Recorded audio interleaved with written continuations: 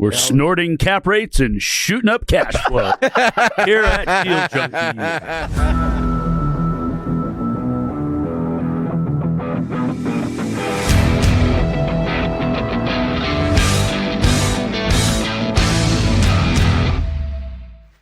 Welcome back to Deal Junkies. We're excited to record our first podcast in front of a live studio audience. This is going to be interesting.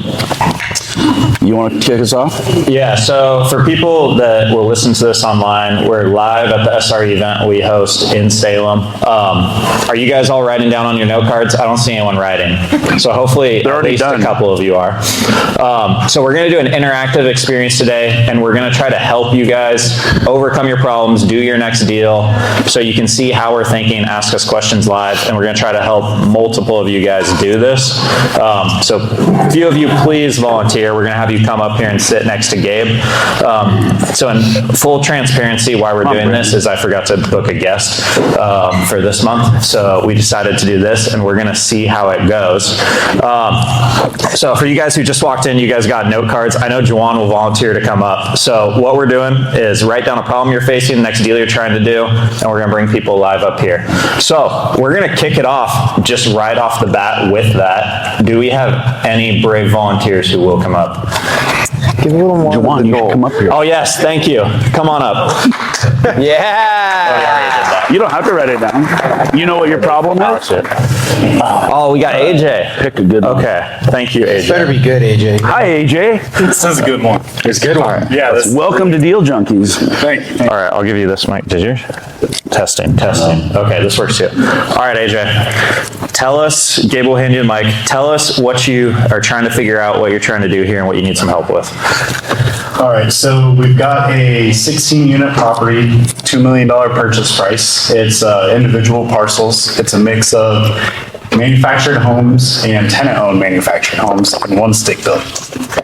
So we went over this at zone CR1. So it's individual lots, but it's all. It's 16 individual lots? Yep. With 15 manufactured homes and one stick built? Yes. Is it on a public street? It is. So it's got public utilities? Mm-hmm. And they're all Septics, though. All septic. They're all on a septic. Because it's rural. So you have 16 septic. What does CR1 zoning allow you to do? I believe it's 4 units per acre out there because it's rural. And that's how it's set up. They're half-acre parcels right now. Okay, and what are you trying to figure out with this, or what problems are you running into? So the biggest thing that we're running into is financing for it, because the DSCRs with current rents, they're under market, but it's a mix of tenant-owned units. Hold that a little closer to you. And the tenant-owned units, even though the land rents, the bank doesn't want to loan against that. So trouble is just finding a lender. Yes. How many tenant-owned units? 8 of them. Have you talked to them about seller carry? I'm assuming the answer is yes. Yes. And where are they at with that? Currently, they're looking at more of a price reduction, so they're looking at the cash offer, which we did at 33% less than their asking price. Okay, so you like the deal, you just don't know how to finance it. And how many lenders have you talked to about this deal? 2 so far. Okay, do you think that's enough? No. Okay, so what is stopping you from just talking to more lenders? Because there's someone out there who will lend on that project. Do they have a loan on it currently, or is it free and clear? No, it's free and clear. Okay, and what type of lenders have you talked to?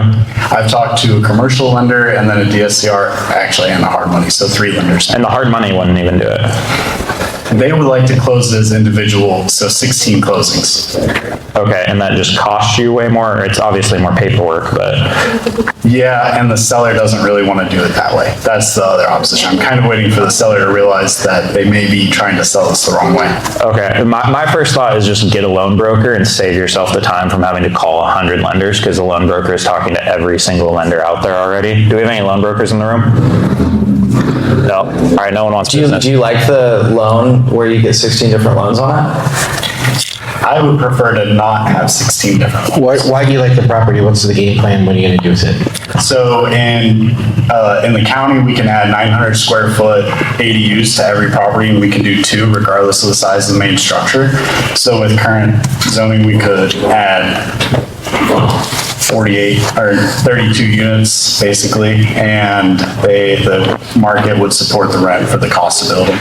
Okay, I like 16 loans on it. I think that makes a lot of sense. Why? And because then you can sell all the properties individually, so that's huge. Obviously, you thought of that. But also from the perspective of getting the ADUs done and getting everything built that you want to build on it, I assume that you aren't planning on doing all 32 units at the same time? No. Yeah, so I would space it out, and it's going to be easier to get a loan on each individual parcel from like a smaller lender who wants to do 4 loans at a time, and then you're building 4 of the units or 8 of the units at a time, and you do that over 5 years as opposed to all at once. It's going to be way easier if you're on 16 different loans. From the seller's perspective, they don't have to close 16 times. I would structure it to where you closed once with them on a seller carry for 90 days. I mean, you obviously want it to be a year or 2 years, but with the other loan already running. And so then you're just refinancing through the other lender. But I bet that you can pitch the lender on giving you an acquisition loan still and just giving them the game plan, saying, hey, the seller doesn't want to sign 16 sets of loan docs, do 16 different closings. They just want to do one. I actually don't care. I would prefer this. This would be better for my business plan. So I would say that you try to get them to seller carry, give you a note and trust deed that covers the whole thing, but then allows you for individual lien releases, or I don't know the best way to do that. They're gonna have to sign 16 deeds, so I think, Either way they have to. so I think that's just a moot point. You just need to get the seller on board with what you need to do, and just say you're gonna show up and sign 16 deeds. And 16 sets of loan docs. Yeah, but the seller won't sign loan docs. Just the buyer. That's a really good point. Yeah. That was a joke. AJ's got to go. Any of what I just said. But you do want individual loans because you want different pieces of collateral. I'd be more concerned of like the physical, can the septic tanks handle 2 ADUs per lot? The other way is, can you, are you, the tenant leased units, what's happening with those? Like, we have pretty strict manufactured home laws now when it comes to lot lease and whatnot. Like, this isn't a mobile home park, but it functions like a mobile home park.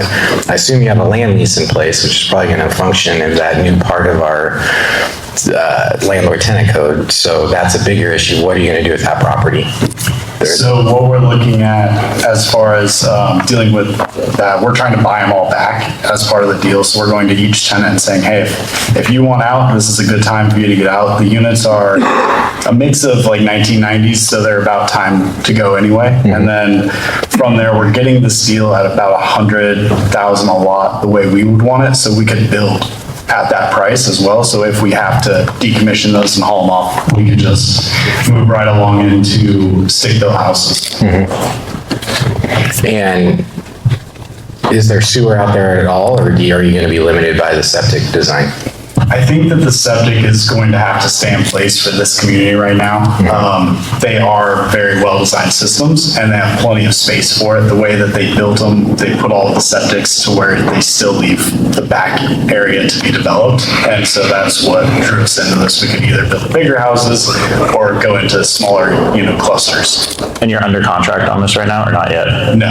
So I would make it the option in your contract to close it all together or as individual loans. And then it's just one single line item that you're asking for in that contract. And most people will not object to that because they're not thinking this is going to take me all day. But if they're making whatever they're making, they might not care if it takes them 4 hours versus 1, 2.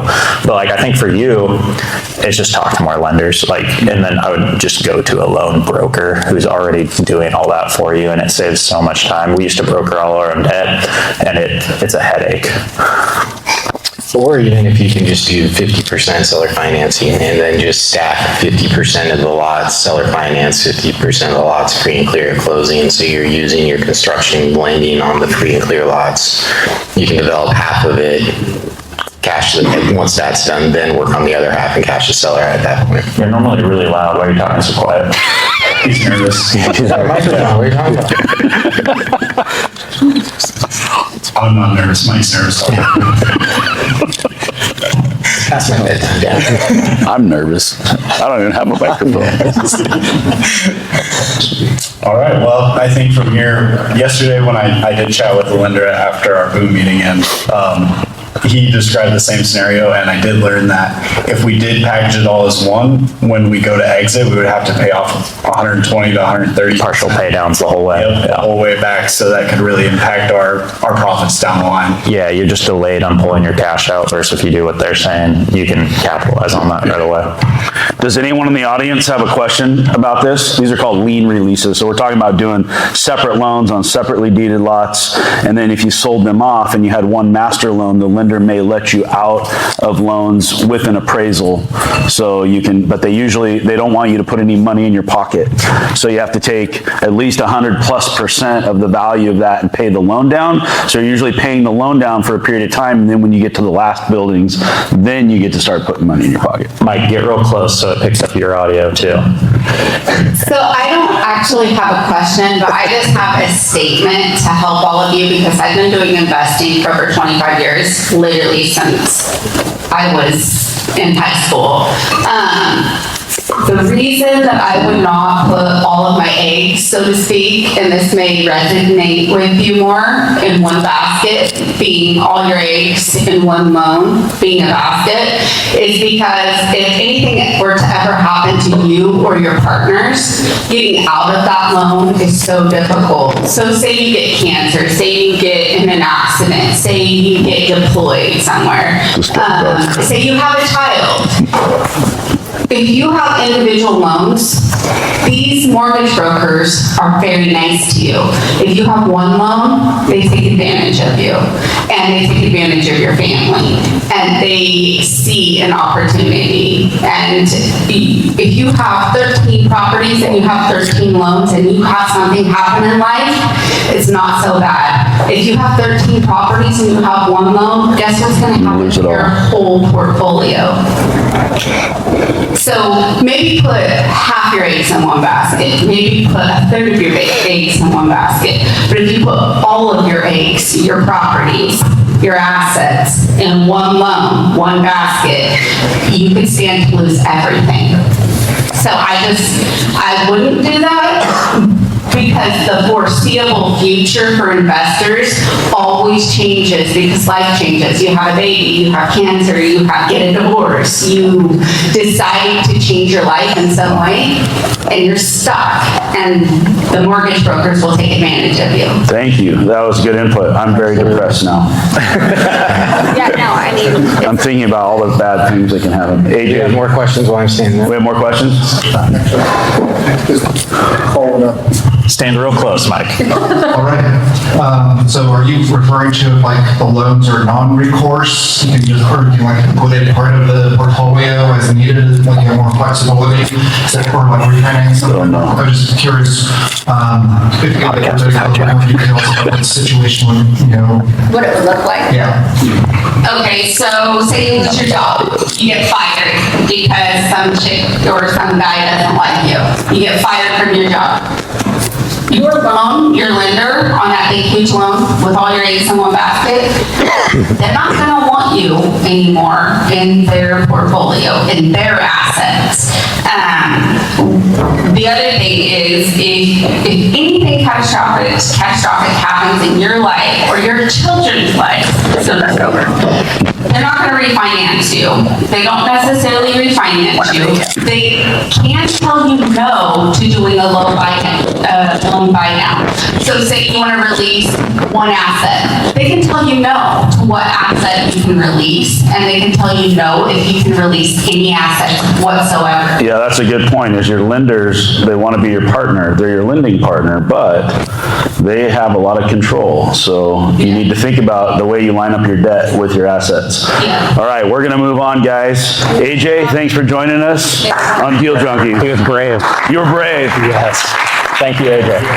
All right. It's that beard. Oh, yes. Come on up. Nate, you're coming up? Yes. Welcome to Deal Junkies, Nate. Thanks. Tell us all your problems in life.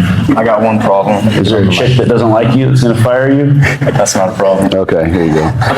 No, I'm just kidding. Getting fired is not a problem? Chicks don't like him. Chicks. No, I'm just kidding. A lot of people don't like me, but, let's see, so, Speak into the mic. okay, so I got an 8-plex deal that I'm looking at, and, so these are the terms. Stop laughing. Is it under contract? No, it's not. All right, don't tell us where it is I'm then. just talking to the guy. Is it on the market? It was on the market. The guy just kind of like put it up haphazardly, so I don't know. So the price is $1,038,000. The down payment, so these are the original terms. The down payment would be $500,000. The guy has a loan for $370,000 that he wants to pay off with that down payment. The rest is seller carry at 8.5%, 15-year term. And then, so, sorry, I'm freezing up. What do you like about this deal? So, The 8.5%? I didn't like that, but so we were talking with him, and so then he came back and he was like, okay, I'll do it at 5% interest. Oh, that's better. $425,000 down, 15-year. And my question is, how do I get into this deal with none of my own money? So, Trevor will tell you. First question is, should you even buy this deal? Is it a deal you like, or is it just a deal you can buy? It's a good deal. Why is it? Juwan says it's a good deal? Why is it a good deal? I was looking at it with Nate. I know Okay. another situation. Juwan's really good at math too, so I would trust him. It cash flows pretty well, and there's a lot of upside on 4 of the units. It cash flows right now, and there's a lot of upside to bring. There's 4 units that are under market rent that you can raise up pretty well, and those tents have been there. Okay. The units are, from what I've seen thus far, the units are pretty well maintained, and it's in an area of each. Well, I'm not going to say that. Okay, so it's a well-performing You said deal. $1,038,000 or Yeah. $1,300,000? Yeah, correct. $1,038,000. It's like 115, 120 units, something like that, 130 a unit. What's it rent for per unit right now? I think They're like 15. The majority of them are 15. 1,500? Okay. And there's a few that are like, the ones that are under rent are like 1,100, but the market in the area is like 16, 17. We're just gonna have some silent moments on here because we don't have a mic for you, but that's all right. You're good, you're good. Okay, so you like it because it rents for good, the economics of the deal are good. You just don't have enough money to buy this deal. The classic problem. I get that. yeah. Okay. Oh, you look like you want. If it wasn't seller carry, would you be interested in it? Well, this interest rate is pretty good. 5? Yeah, Is it interest only, did you say, or is it amortized? amortized. Over 15 years or over? 15 years, yeah. Would he amortize it over 30 years and give you a 15-year call? I don't know, I haven't asked him. Okay, because I would imagine that deal doesn't not cash flow if you go to a 15-year. Your math is wrong, Juwan. Well, the other part It'll is, cash flow on a 15-year AM? There's other terms in it that it's not mentioning. Okay. Look at, he's at 40, rolling you under the you're bus also now. 40% down. So if you're gonna put 40% down, you don't need seller carry. You can go to the bank with 25% down because it sounds like it's performing well enough, so you'll have high enough leverage. But you didn't on the hear his deal. problem. He doesn't have any money. Correct. That's what we're getting to next, Gabe. The guy doesn't want to get cashed out. He doesn't want to get cashed out. He doesn't want to get cashed out either. Oh, so it has to be a seller carry. Okay, so, Everybody in here knows about this deal. yeah. I've told it 3 people. That's all. Good. All right. What's the value at play? So it's $1,038,000. You can increase the rents. What can you make it worth? Turn to the crowd. 2 million? 2 million bucks? I feel like I'm gonna say something stupid, like $1,200,000, I think would be conservative. Yes, it would be considered. Dane, what's the deal You're worth? doing good. I mean, it's worth like ballpark, just what you're telling me, like 180 a door. Yeah. Like, so you have the value add play there. So now you have to find the money. So what's 180 a door? That's 1.44? Times 8. Yep. Yes. What are you looking at? Yes. It's your deal, dude. Okay, so a couple of ways you can get to that money. So if you have a really good deal, you can go find people to partner on that will lend to you. You've talked to people about partnering with you or lending you money, right? And they've told you no because you haven't bought a deal before and they don't trust you? Yeah, that might be part of it. Okay. So next steps are find someone with more experience to partner with, right? So now you have, hey, I found the deal. I have someone who knows how to operate this deal so you can have more faith in the deal. And then I would get better understanding the numbers, because if you're pitching the deal to me right now and you don't know the numbers, it's going to be hard for me to invest in it. I have a better idea. What's the underlying debt on it right now? Do you know what his loan looks like? Yeah, I think it was, like what he owes on it still. Yeah. What he owes and what the term is, do you know the payment and like when it terms out and that sort of thing? No, I know that he still owes $370,000 on it. And the reason he wants that down payment is to pay that loan off. Correct. But would he be willing to keep that loan in place and let you wrap it? I think that. I'm gonna be real, Gabe. I don't know what wrapping means. All right. So my idea is to leave the loan in place. Do kind of like you hear everybody talk about sub-2, leaving a loan in there. Yeah. Let him carry the difference. Are there brokers involved? Is this a listed property? No. So there's no fees. You just have closing costs. If he could leave his loan in place and carry the rest, you wouldn't need any money. Well, he wants some money out though, right? He says he doesn't want to be cashed What's out. the down payment paid?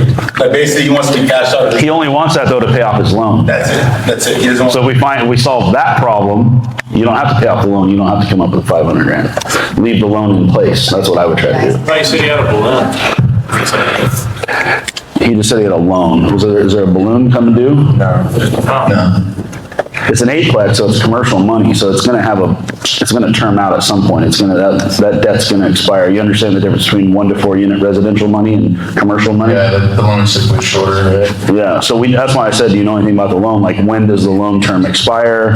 What are his payments on it? Because he might have borrowed $2 million and his payment's way too high for you to cash flow on that loan. Too.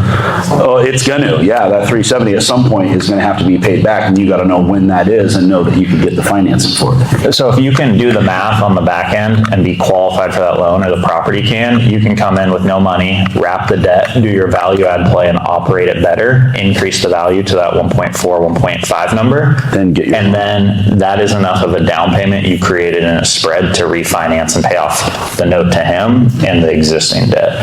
So that's one way to do it. It's honestly hard to understand a wrap if you haven't done a deal before, right? So like, we're happy to help you with it too, but what you're looking for is what we call runway. So you're gonna try to take over the property with little or no money down, and then you need enough time to be able to improve the value of that property so that you can go get permanent financing on it and pay him off down the road. Yeah, exactly. the other way to do it is just raise the capital that he wants. And then the hard part is then raising capital. How would you're a capital raiser. Nate's not gonna raise capital, it's his first, you haven't done a So deal it's yet, right? it's finding the right partner for that. So like when I was doing my first 16 unit deal, right, I was in the same spot as you. I'd bought a couple houses. So I found the partners who had more of a track record than me that I could rely upon to do some of those. How'd you find them? I went to rooms like this and asked every single person like you're doing right now. And I told everyone about my deal, why I liked the deal. I knew the numbers a little better, so I'd really understand the math. So sit down with someone like Jawan and really ask him all the questions, or anyone that understands it. Some questions. Yeah. So really understand it so you can believe in the deal and you know what the game plan is, so you can pitch someone on that and see if it makes sense for them too. Because someone would probably love to give you $500,000 if you can give them back, $650 in 2 years. Like, it's a pretty good return. Yeah. What's that face there? I don't know if they would or not. That's all. I think it would have to be a little more money, but it's got to be a no-brainer deal. No, I'm good. All right. But it's close to a no-brainer deal. Yeah. Does anyone have questions for Nate? Oh, Kyle. Okay, I'll stand close to you. Don't let Kyle, we're gonna let Kyle talk this time. Well, I have a question for you guys on the rack. So is this dependent on the lender giving permission? Or how do you present this to the seller? Because, this guy, Nate and I have talked about the deal. I actually walked the deal with the seller, and he was a real estate agent for 20 years. Like, he was a broker, he knows, he's owned multiple properties, this is his last one. So he might know what a wrap is, but then again, he might not. So what's the easiest way to explain it, and do you need permission? So your lender may allow it, may not. You could also assume the loan. The other thing you could do if you're not allowed to do a wrap, the fear with doing a wrap is you are transferring title and your loan can get called due. So then your risk is, have I completed my business plan and can I refinance or sell this property in time? To avoid that, you can set up something like a lease option instead, which is maybe allowed within your loan docs. And it's a little simpler, and you're not transferring title, you're recording a cloud on title. So it achieves the same thing for you, and you can do the same exit, and it depends a little bit on his loan docs. So a lot of this is talking to the seller and starting to explore some of these and seeing if it meets his goals. And then getting a copy of the loan docs. Yeah, to make sure what the loan docs say, because then if you do decide, he may be okay with that. We've bought deals on a wrap, it's against the loan docs, we know what the risk is, but then you have to have an exit plan. In the event that my loan gets called, this is how we're gonna handle it. All right. Is that helpful at all? Yeah, this is helpful. I think I need to learn my numbers better. That's what I'm learning. Know your numbers, yeah. Cool. Give Nate a big round of applause. It takes a lot of guts to come up here and have everybody pick your deal apart. I like that deal, actually. Will you give them 500 grand for it? No, I don't have 500. It's dead. All right. Some more dead batteries. Who's next? You got more dead batteries. Juwan, you want to come up, or is that the deal you were going to talk about? Oh, no, I was gonna, Don't tell me you got You got something else? I have something else. Oh yeah, come on. Okay. All right. Welcome, Juwan, to Deal Junkies. What's your biggest problem, Juwan? Trevor wants to solve all your problems. I don't know about biggest problem when I get to there. But I would say the deal I'm working on, or something Share that I'm one if you want analyzing it. in Corvallis right now, it's mostly Corvallis, because there's multiple deals similar to this, is I'm looking at a deal where they're trying to reverse exchange out of the deal. They're not looking to sell or carry, but there's no benefit in getting the deal if you're not gonna sell or carry, but it satisfies one of my needs. So for anybody that doesn't know me here, I'm very open about this. I'm one of the rugby coaches at Oregon State University. One of my biggest needs is actually getting all my players into housing at Oregon State. I have 2 properties right next to each other in Corvallis right now, and we're looking to expand more as we get so many players. They all need housing, specifically my international students. So this deal fits actually my community aspect. There's 3 of them in Corvallis, but I'm just trying to figure out financing and coming up with additional terms. So that's something. So you can't, the deal doesn't pencil unless you do a seller carry and they don't want to carry. Yeah, the deal is, it's a little bit more expensive than it is right now. I started initial talks where then I told them I'm going to hold off on it and analyze other projects and come back. Is it on the market? Yeah. It's listed. Yeah. And you want them to carry and they don't want to carry? Well, they're doing a reverse exchange. So reverse exchange, does everyone know what a reverse exchange is? No. So basically, instead of selling your down leg property and then you have 6 months to go put it into a new property, you're basically doing it in reverse. So they go out and buy the property, their up leg first, and then they have 6 months to complete their exchange. So they warehouse the building they're going to sell Juwan. They already have the cash to go do their next deal. So they're going to replenish their cash when they sell this place to Juwan.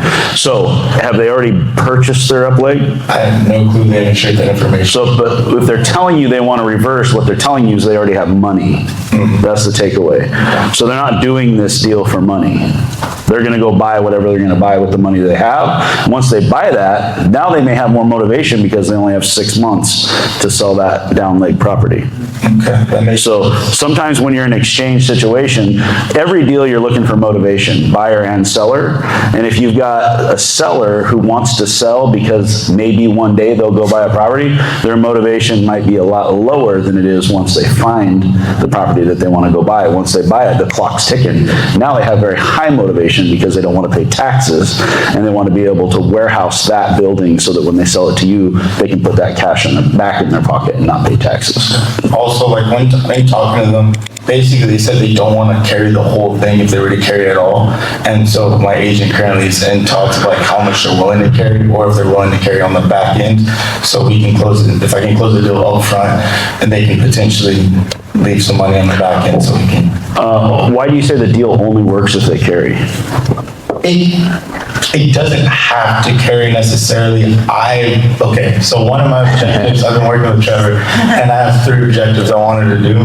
I wanted to get, basically, I want to get a partner in a deal, which I've done that. I wanted to work on the seller carry, and I want to get my first deal. So I did 2 of those with my first 2 properties, and I want to try and carry if possible. I have funds. I don't have a lot of funds. I actually just got a large surplus of funds very recently, which is nice. But yeah, it can cash flow. Do you have 500 grand for Nate? So funny enough about that, like me and Nate talked about that deal once upon a time. At the Corvallis Real Estate Meetup, he like posed me the situation and we did some of the numbers together. I sent Nate Trevor's spreadsheets and I'm like, go run these numbers. I don't think he did that. But I ran the numbers and it does cash flow. I was actually talking to Noah over here about the deal because I was looking at the metrics and showing it. So it's just one of your goals to buy a seller carry deal?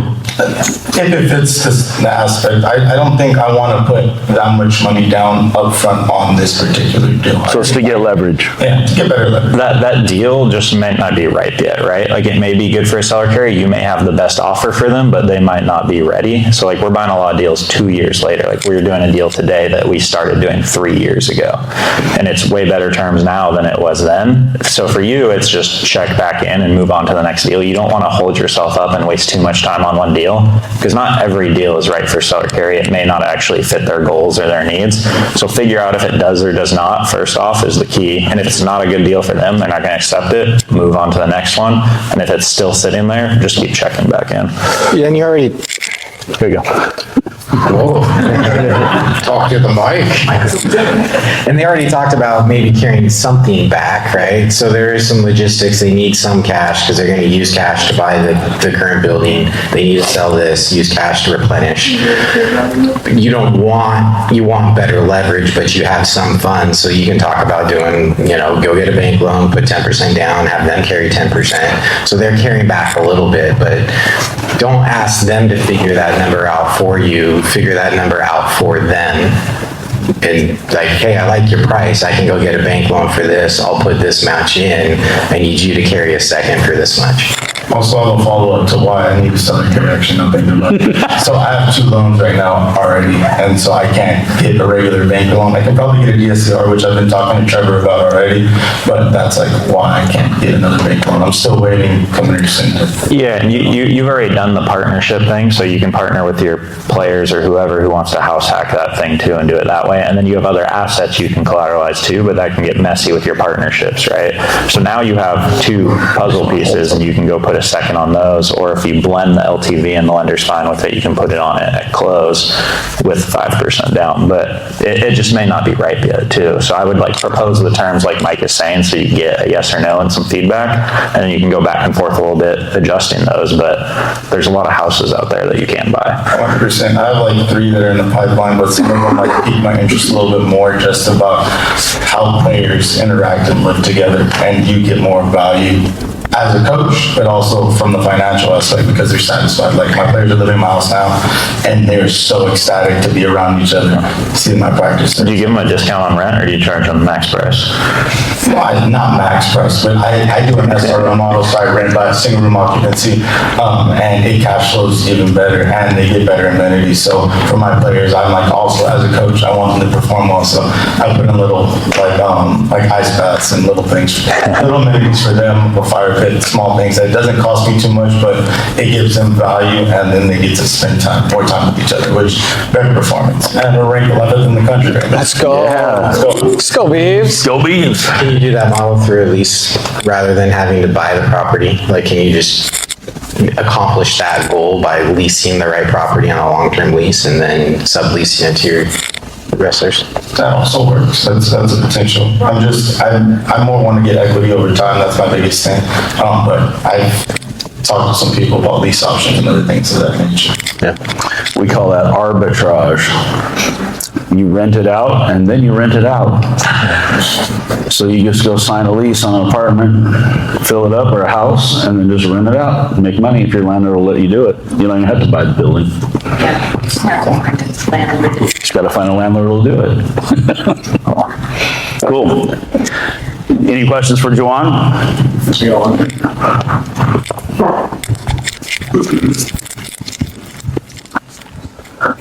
Sorry, I already missed it, but you said your passion was to get all of your athletes housed. So are you currently on track to do that? You already have them housed? How many athletes do you have that you're trying to, where does that goal lie for you? How many properties would you need to acquire in order to achieve that? I have 85 male students that need housing. And you currently have 2 houses, you I said? currently have 2 multi-family houses. So I have a duplex with an ADU in the back and a triplex, so a duplex, and then a 1-bedroom, 1-bath in the back.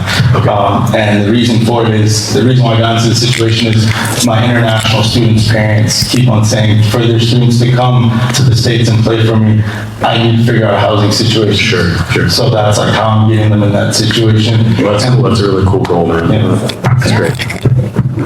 Do you have a question back here? No one was raising their hand? Oh, all right, my bad. All right. Oh, Ryan, you got one? We should have got more mics. You said there was a hang-up with having 2 loans already. What's behind that? So I have a loan that I have a FHA. I just bought my first duplex, and then the second one I did a partnership, but I did co-borrow. So my dad's income is kind of capped out because I have 2, and I got them both within a 5-month period.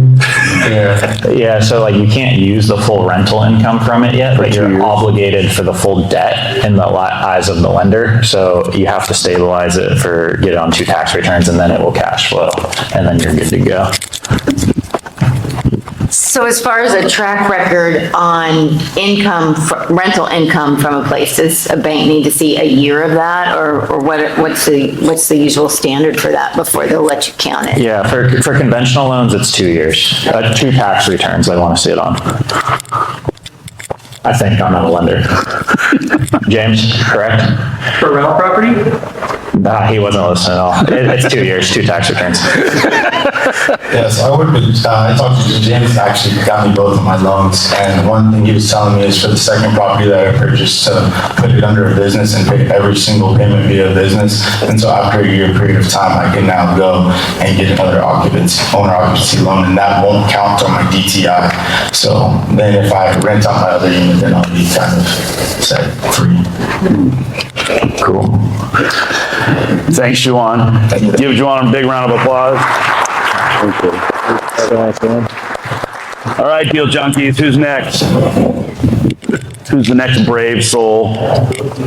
Oh yeah, Tyler.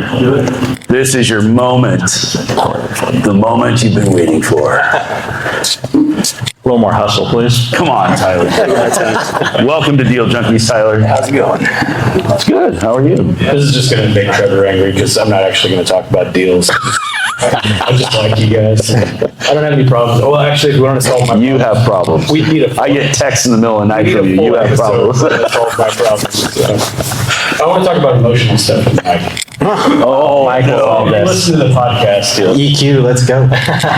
Trevor gives away the mic. I'm going to come on a full episode just so I can tell everybody about how you're wrong about Trevor. He's actually not a robot. Oh, he's a really You sit here good and you robot. listen, he really cares about what people are talking about up here. Yeah, he's building a spreadsheet.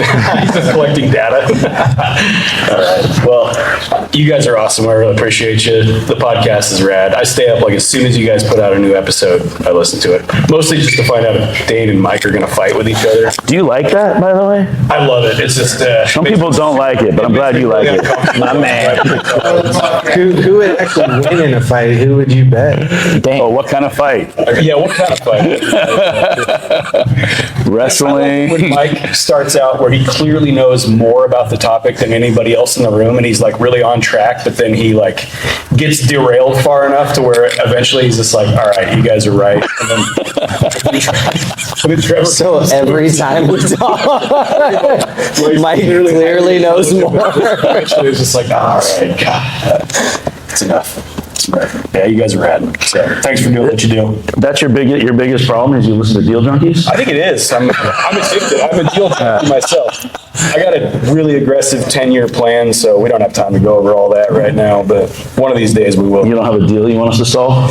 I got several deals. I'll make Trevor happy one day. I actually sit down and talk about 3 different deals, and he'll be really happy. All right, everyone, give Tyler a big round of applause. Love you, bro.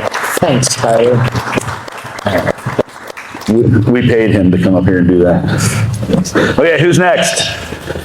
Don't all jump at once. Brandon. Oh, you want to come up? Come on.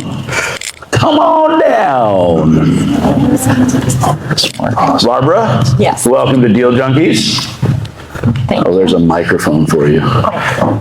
So, all this summer, a real estate agent was bringing me deals. And these were seller financing. He thought that they would be, but none of them worked out. So maybe you guys can give me advice on what went wrong.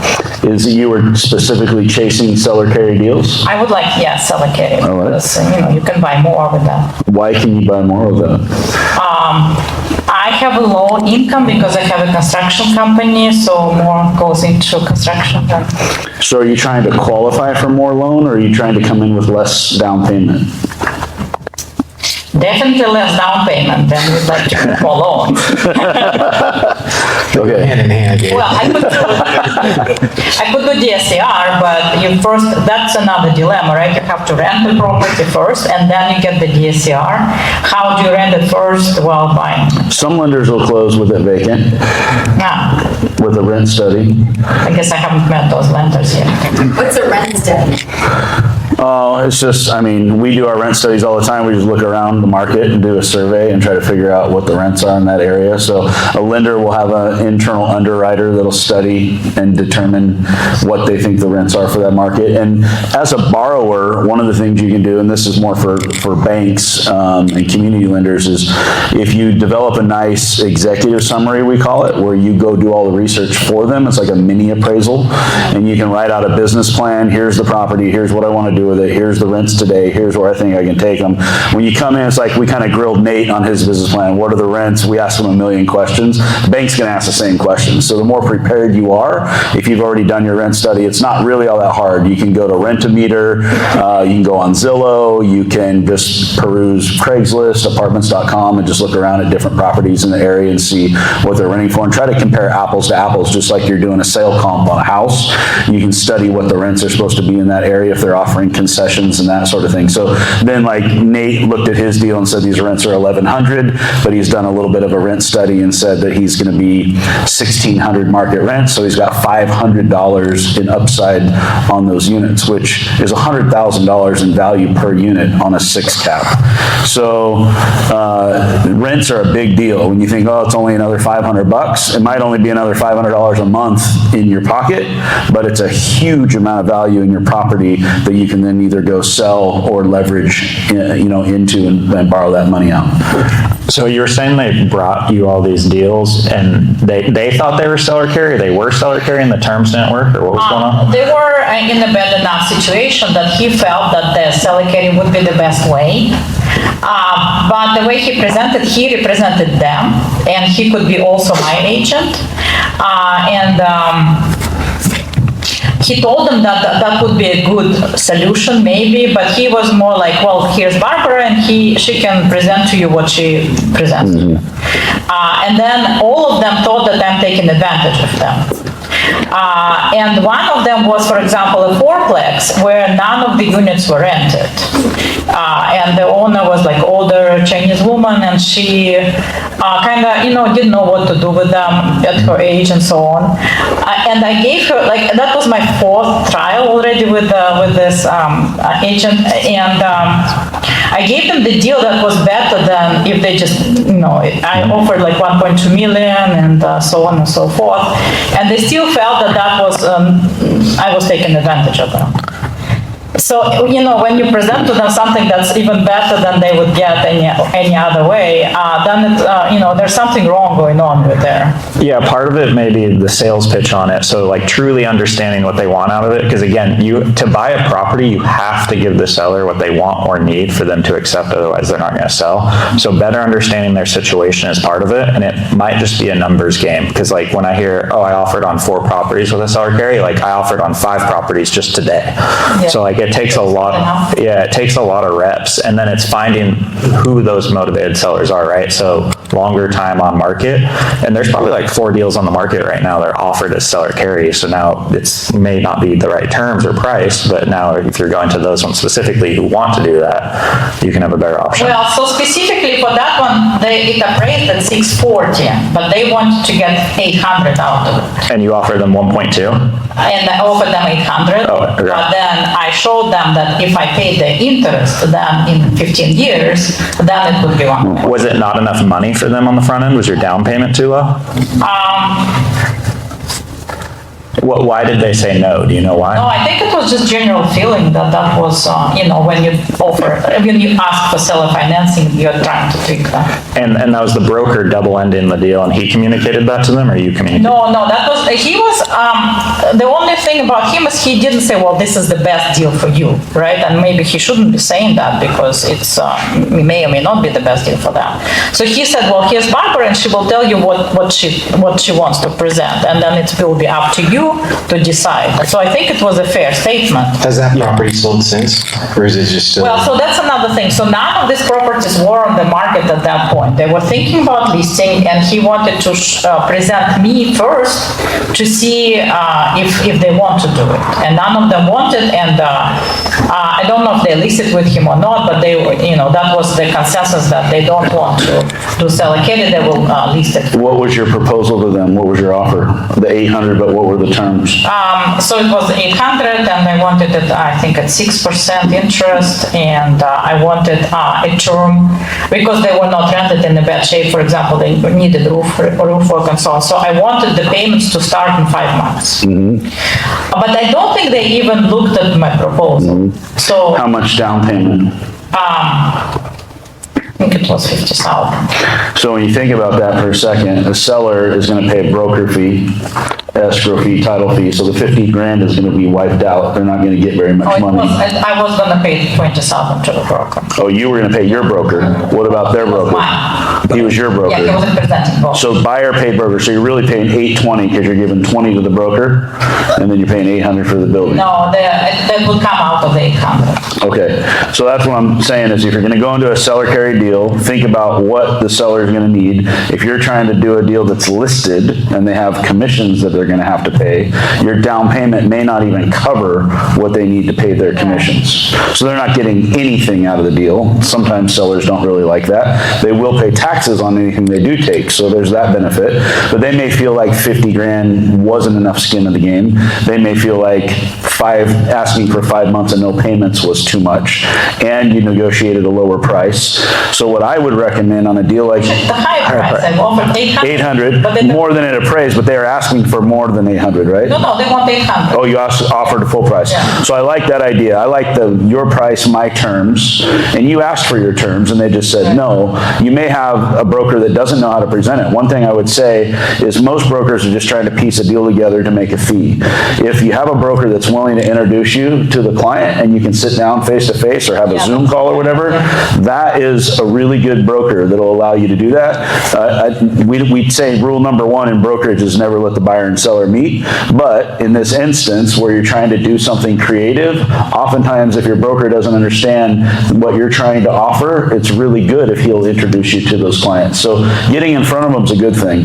But I would definitely try to pick one thing to negotiate on rather than negotiating many different points to make your offer more appealing to the seller. And so if you're giving them their price, that's one thing.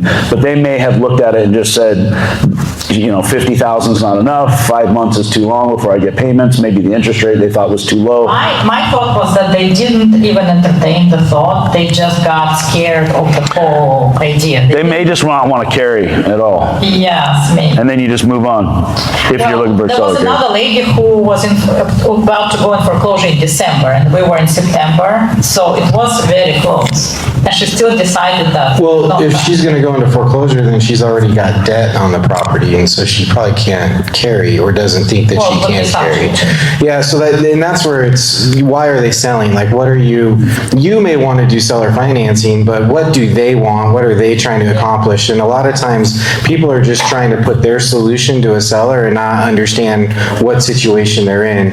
So in this scenario, if they're in foreclosure, they already have debt on the property, so seller carry may not be possible. They may not have any equity, or maybe it's not a whole lot of money to catch the loan back up and keep the loan in place. So you got to start, and this is where your broker needs to be your advocate. The broker shouldn't just be saying, here, talk to Barbara. The broker should be saying, they're in foreclosure, they owe $680, they got 70 grand in back arrears, the auctions, and like, they need to be teeing you up so you can have a conversation to speak to actually what their needs are, versus if you're going in there thinking they have a free and clear property and you're offering what they want, but they're in foreclosure. Now you're just apples and oranges and not having a good conversation. Buying real estate is just solving problems, and you can't solve the seller's problem unless you know what the seller's problem is. So to summarize, you're saying that it's best to know the seller really well. Or for your agent to do that for you. That's really what Mike is saying, is have your agent do the legwork to go figure out what's really going on, so you're not flying in blind on all these deals. We get deals brought to us all the time because somebody wants to get paid, but we go through hundreds of deals probably a week, and most of them we won't even look at because we know that seller's not going to line up with our goals going in. But a broker doesn't always understand exactly what you're trying to accomplish or how that fits with your seller, and so giving your agent a little more precise of a buy box, we call it, to where this is exactly what I'm looking for. I have $50,000 to work with. I'm looking for a seller who wants to carry. Here's my financials. I'm a qualified borrower. Like, you want to present yourself in a way that makes them want to do a deal with you. So to summarize, maybe I can tell him what I understand, because he told me their situation and what they're thinking, and how, and then I thought about how I can help, so I developed a plan. So maybe what was missing is I didn't explain how my plan would help them. And I would say also that as an investor, as a seller, you may have one favorite agent you like to sell with, but as a buyer, you work with all agents. Right. So you need to be talking to everybody about deals and telling them exactly what it is you're trying to accomplish, and then hopefully they'll bring you people that potentially fit within what you're trying to do. So talk to people about what I want. Lots of people. Things will come to Everybody. You're doing it right now on a podcast. Yeah, but when it comes to the seller, so here's an example. When a lead comes into us, it has nothing to do with what do we want out of that property, other than it's an address, we like the address. It's who owns it, what form of ownership do they own it in, how long have they owned it, pull up public records, do they have all any... that. I mean, he was very detailed. He had all this information right now. So he was good. Yeah, and then if you're able to get in front of them, rather than just taking no for an answer, it's why is this a no? What part of this deal do you specifically not like? So then you can solve that problem for them, and then you're slowly piecing it together. They told him that they don't want it. They got his keys now. Yeah, and then maybe What don't you want? Yeah, See what you think. That's the other thing. If you're going to make an offer, especially a seller carry offer, if they're saying no to you, you need to leave knowing what are they saying no to. Right. Like, they should have at least some, I don't like your price, I don't like your down payment, I don't like your interest rate. You need to at least extract. Getting an offer, the least amount of information you want to extract is what do you not like specifically in this offer? And then that gives you the ability to change it in a different way. And then if it doesn't work for them, just move on. There's thousands of houses that will do that. So now that we talk about it, I think maybe another problem was that it wasn't listed. So if it had been... No, you just have an agent who did a really bad job setting you up. If they're... like, He did set you up. He should set you up better. Yeah, if they're in foreclosure, he should not be putting you in front of them to make a seller carry offer. You should be in front of them to give them as low of an offer that gets their deal done as possible, closed as fast as you can. They're in a distressed situation and they don't have the ability to give you a loan. So seller financing is not the solution for that seller. A really quick cash close at a really good price, so you can go get hard money, you can refinance with the DSCR, you can partner with someone in the room. That's how you get that deal done, because that's what the seller needed you to do. But if that agent told you to offer them a seller carry offer knowing they're in foreclosure, they didn't do a good job. They brought you an off-market distressed seller. That's excellent. And your job is, well, maybe we shouldn't be talking seller finance here. They're in foreclosure. Their auction date is now. We need to be talking more about cash. It's not rented. There's a different conversation there rather than trying to take them down the seller finance road. Any questions for Barbara? No, I have a question for you though. It's like what, in the situation where you're dealing with someone in foreclosure like that, what would you recommend as far as an offer that would be a win-win?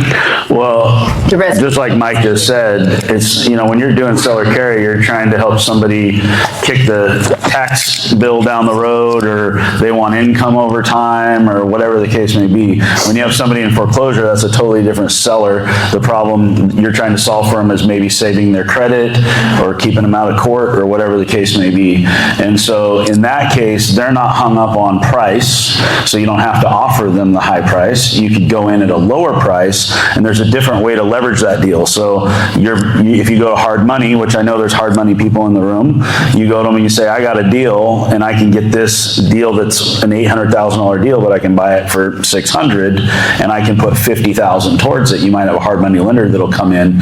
You'll pay 12% interest for a while, and while you get the property stabilized, then you move into permanent financing. So many loans come in two phases, where you start with what we call bridge debt. So you're coming in with some sort of private capital, hard money, or whatever that is, but they'll let you have the higher leverage you're looking for, because otherwise you're gonna have to come up with $200,000-$300,000 to buy that deal. If you don't have it, there's only a few ways that you can do it. You can keep the seller in the deal, you can get hard money into the deal, but you go buy that deal at the lowest basis you can get, you try to rip it, you use hard money to buy it with as much leverage as you can, and then you go get your permanent financing afterwards.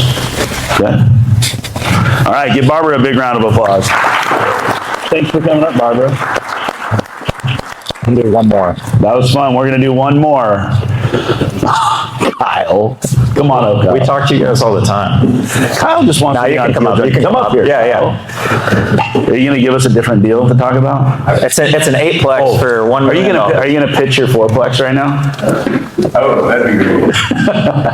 He's going to come back up. He's got an 8-plex. Kyle. Million 38. Oh, he's bringing his phone. This is 420 grand down.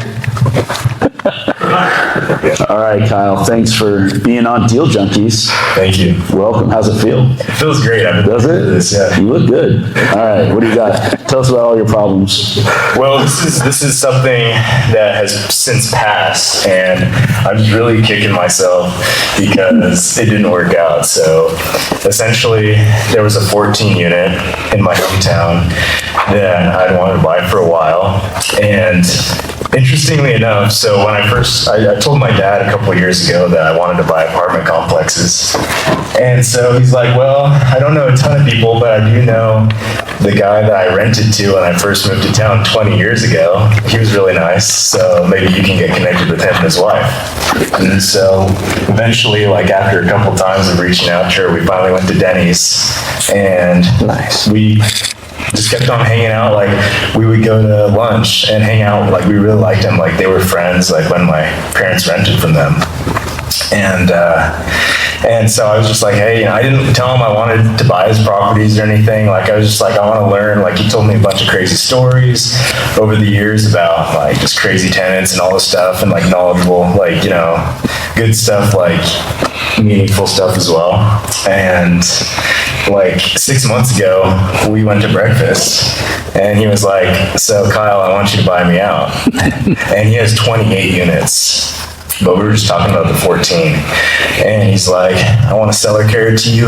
Let me see. Are you going to cry? You should send this deal to Barbara. Barbara has 50 grand and wants to seller carry. So it was a 14 unit for 83 a door. And he suggested the price. So it was like 1.1. Can I have his number? It sold. And the guy who bought it's never, you probably know the guy. You didn't buy it? No, so What the fuck? it was 83. Yes. It was 83,000 a door. We can't solve this For a problem. 14 unit. And so he's like, I'm gonna sell or carry it to you. I want 300 grand down at 6% interest, 30-year AM, right? The terms sound good. It's a So deal. why did you not write up a purchase agreement? Well, I was just like, I told him, I tried to negotiate. No. I don't even know why I'm coming up here. I said, well, I was like, we're gonna need to renovate all 14 He units. negotiated It's probably- himself. No, I was like, it probably needs 300 grand of work, and I'm not sure, like, I can't do 600 grand in initial investment, is what I said. And and he's like, well, somebody else, our property manager has been asking us for years if they could potentially buy it from us. So, we're gonna talk to them as well. A couple weeks later, we had breakfast and he tells me, hey, we just, it's at the lawyers, things are getting written up, I'm selling it to the property manager. And I was like, damn. There's only one good thing about this story is he has 14 more units. No, he sold all. Oh! And he's out of the game, and it's seller carry, and he's just like retired. But no, we're still friends. We hang out. Like it's not like I was just. So friends. you want to know what you did? You fucked up? And no, like, he even told me we hung out. He's like, I feel really bad about that. But just so you know, like their insurance got dropped, and they've been having a bunch of trouble and stuff because it's really old. So whatever. So, learning lessons here, which you've learned already. It's a good one. By the deal. So you didn't need to spend possibly all 300 right away. What was the deal worth, you think, at market rate? Yeah, well, you shouldn't have even gotten that far. You want to learn as much as you can. You want to learn how to underwrite. But Kyle's mistake is he got soured on the deal over due diligence. And I wouldn't say you got too greedy, but I think that you might have overanalyzed it through the due diligence process a little bit, rather than looking at it as, like Trevor was saying, I don't have to spend, if I can come up with the 300 now, I can figure out how to come up with the other repairs over time. And depending on how well that property cash flows, it might have covered the other 300,000 or a lot of it out of the property, and that wouldn't have had to come out of your pocket. So I think just looking at it from different angles, did you run this deal by a lot of people and have them look at it with I you? didn't want to tell anyone. So, I didn't want to tell anyone. so just like right out of the gate, he says, here's the deal I want to do, and you just immediately told him, no, I think I can't do it. Well, no, I was trying to, I don't know, get it down to $150,000 down or something. I don't know. Yeah, that's just all self-worth. That's all it is it's just self-worth. You're saying I have no self-worth? No, it's human. Lower than it That's will what be, though. He does. Like it's born out of it. You just didn't feel qualified. And so rather than dig into, am I qualified or where am I missing qualifications? You just said, nope, I'm not qualified. And you didn't look any further. But we all do it. And every single one of us has done it. Like, don't feel bad. Like, that's a big boy thing to do is say, yeah, I just didn't have confidence. I've done worse. Trust me. From not having the guts to do a deal, and then have a partner that backed out and I gave it to somebody else, Mr. Curley. And then I watched him make over $1 million in that deal in 18 months. And Yes, then I was everyone is watching. Then I was like, I'm never doing that again. So you got to go through it. At least you didn't lose anything other than the deal. You probably lost like $1 million, so we'll count that. But one day, like within the next 10 years, you're going to have someone sitting in that chair who's not going to, you're going to show them how to make a whole bunch of money. They're going to feel dumb, but you just get to learn your lessons. Anyone have any questions for Kyle? They're all embarrassed to answer the question. Jordan. Yeah. Cal, remind us how old you are? I'm 23. So how many 23-year-olds are putting themselves in a position to learn that lesson? Yeah, exactly. Good job. Yeah, okay, yeah. Give a big round of applause.